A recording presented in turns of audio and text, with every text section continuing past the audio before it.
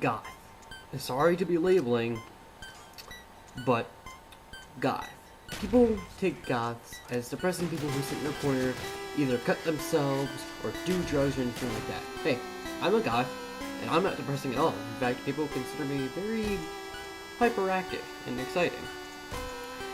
That's why I'm making a list of the top 5 best Goths in video games.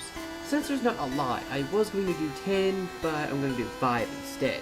Rules: 1. They must origin from a video game. Sorry, Slenderman. 2.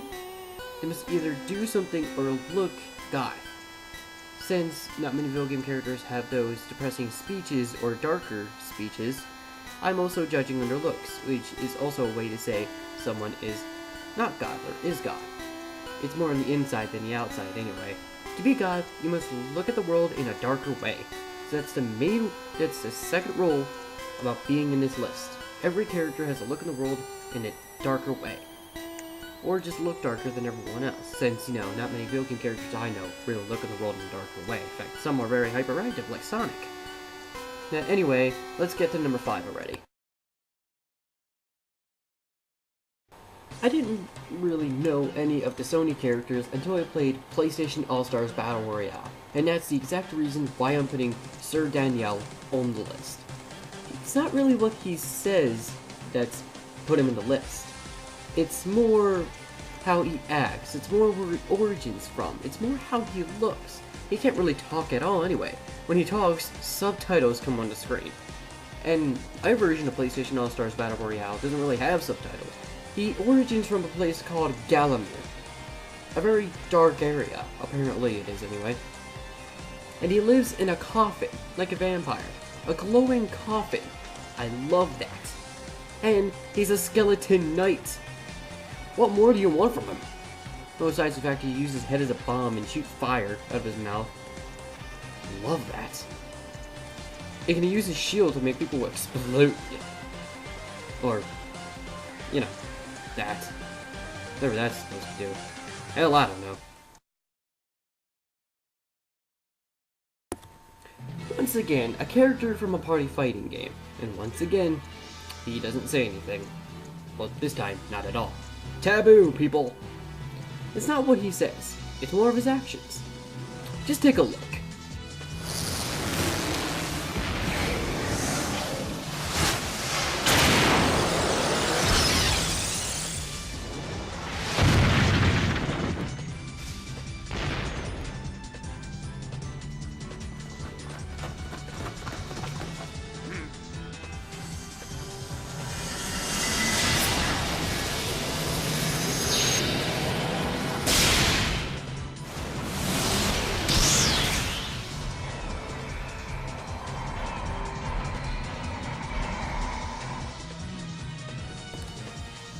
That man has a way with words.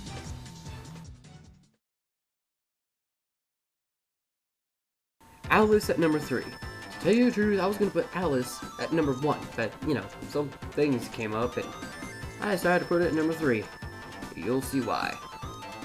All of her weapons are based off, stuff from Alice in Wonderland, and Alice showed a looking glass, but turned demented and evil, the Vorpal Blade, the Pepper Shooter, and a bunch of other shit. And look at all the enemies in Alice Madness Returns, and the Wonderland characters. Mad Hatter is a short little midget fuck. And now look at him. He's like 5 times the size of Alice. And his height and skinniness kinda reminds me of the Slender Man. I probably should have put Mad Hatter on the list, but it doesn't really, see the world in a darker way, besides, insanity.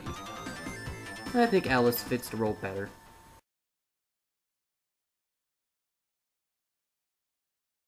He's tricked his entire organization to working for him just so he could turn them into Xehanorts. He has the most dramatic speeches ever, some of the hardest boss fights in Kingdom Hearts history. Hello everyone, it's Xemnas. Xemnas is the leader of Organization 13, and basically everything he says is epic in its own little way. Take a listen. You have to have a heart to cry. It's about time you noticed. Indeed. A heart is never lost for good.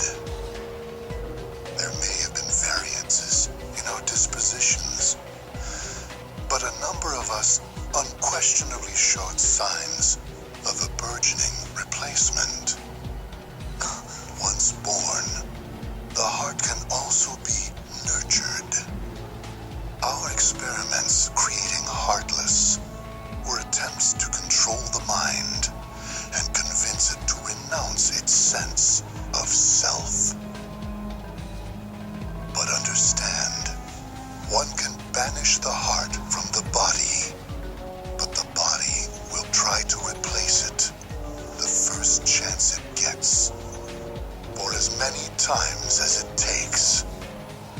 And so I knew, even after we were divided into heartless and nobodies, it was just a temporary separation. As your flesh bears the sigil, so your name shall be known as that of a recusant. That, and like the other Xehanorts, he likes to give you a big mindfuck.